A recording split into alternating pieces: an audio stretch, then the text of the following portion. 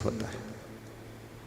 कितने लोग स्वप्न में भी दान करते हैं, स्वप्न में दर्शन करते हैं, स्वप्न में प्रवचन सुनते हैं, स्वप्न में भंडारा करते हैं और स्वप्न में गुरु के पास जाते हैं और स्वप्न में फल फ्रूट भेंट करते हैं। खर्चा तो एक पैसा नहीं होता है, लेकिन पुण्य बहुत हो जाता है। स्वप्न का भी फल होता है और ऐसा स्वप्न उन्हीं को आएगा जो जागृत अवस्था में जिनका मन उन्हीं कार्यों में लगा रहता है, सोचता रहता है, उन्हीं को ऐसे सपने आते हैं। अन्यथा सभी को ऐसे सपने नहीं आएंगे। गुरु का सपना नहीं आएगा, हाथी का सपना आ जाएगा, गुरु का नहीं आएगा। स्वप्न में गुरु दर्शन दे, स्वप्न में उनके चरण छुओ, कभी कभी चरण पखारो, आरती करो। ध्रुव की माता ने कहा था,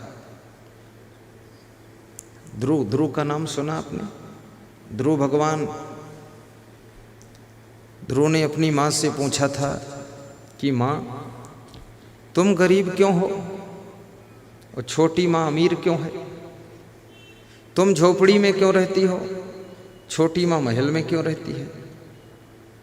तुमको राजा मिलते क्यों नहीं है और छोटी माँ को राजा प्रेम बहुत करते, तुमसे क्यों नहीं करते?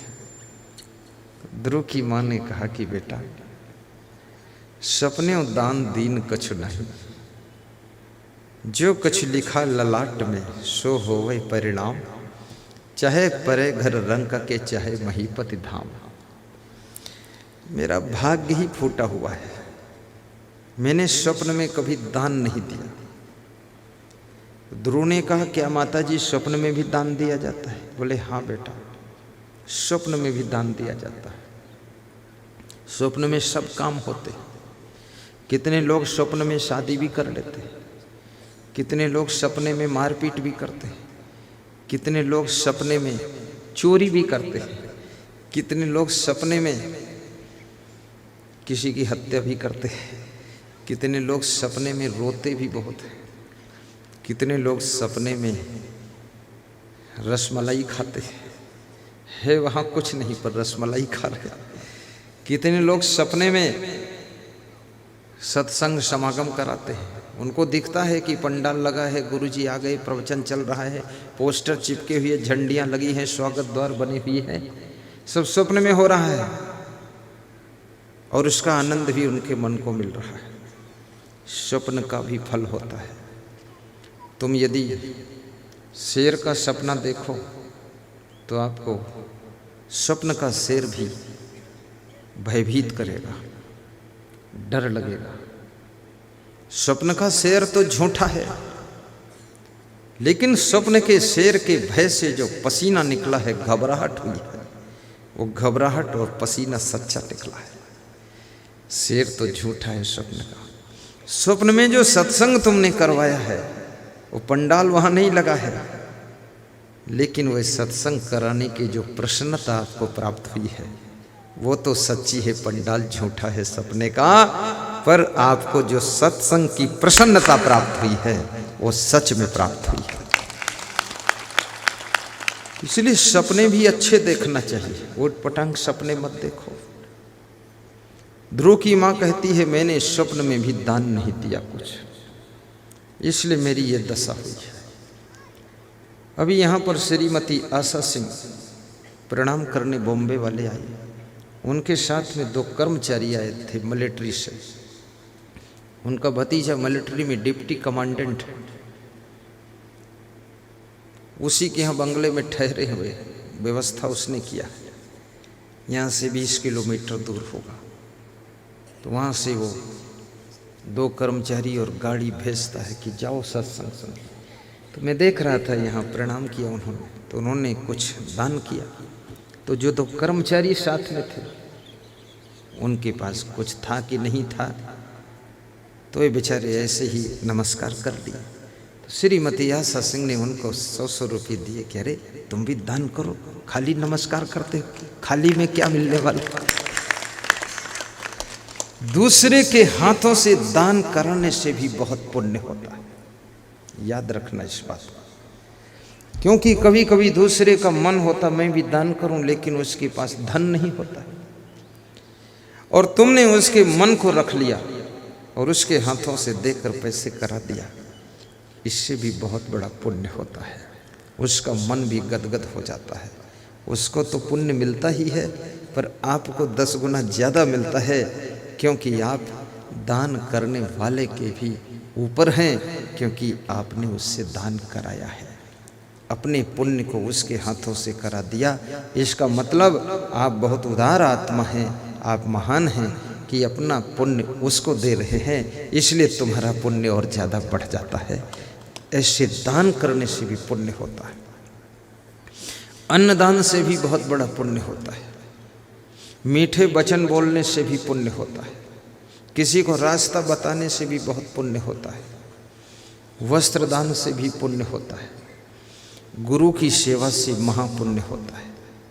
गाय की सेवा करने से भी पुण्य होता है। लूली, लंगड़ी, बूढ़ी, कमजोर गाय की सेवा और बूढ़े माँ बाप की सेवा, बूढ़े सास ससुर की सेवा से अथाह पुण्य प्राप्त होता है। क्योंकि याद रख, पशु पक्षी की सेवा आसान है, लेकिन अपने बूढ़े सास ससुर, बूढ़े दादा दादी, बूढ़े माता पिता की सेवा बहुत कठिन है। और ये सेवा यदि तुमने कर ली, कौन कर सकता है? जिसके पास नम्रता है, सहनशीलता है, जिसके पास पुरुषार्थ करने की क्षमता है, जिसके पास दिल में प्रेम का सागर भरा हुआ है, वही बूढ़ों की सेवा कर पाता है। और बूढ़ों की सेवा करने से आयु बढ़ती है, यश बढ़ता है, बुद्धि बढ़ती है, विद्या बढ़ती है, बल बढ़ता है, तेज बढ़ता है, कांति बढ़ती है।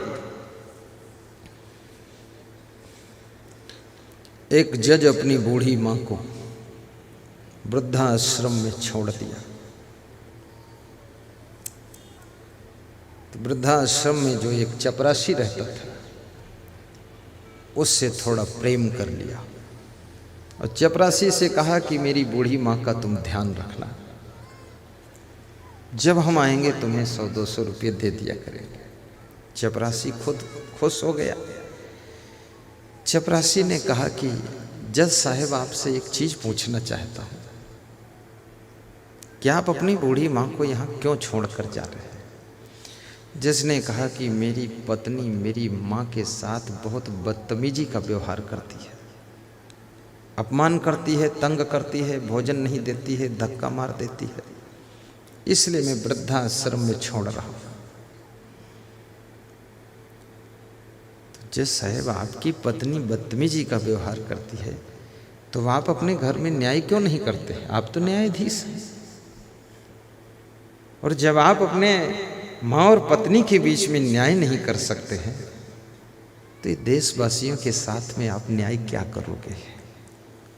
जज को बात लग गई, दिल में छू गई कि सही कह रहा है। जज घर को आता है,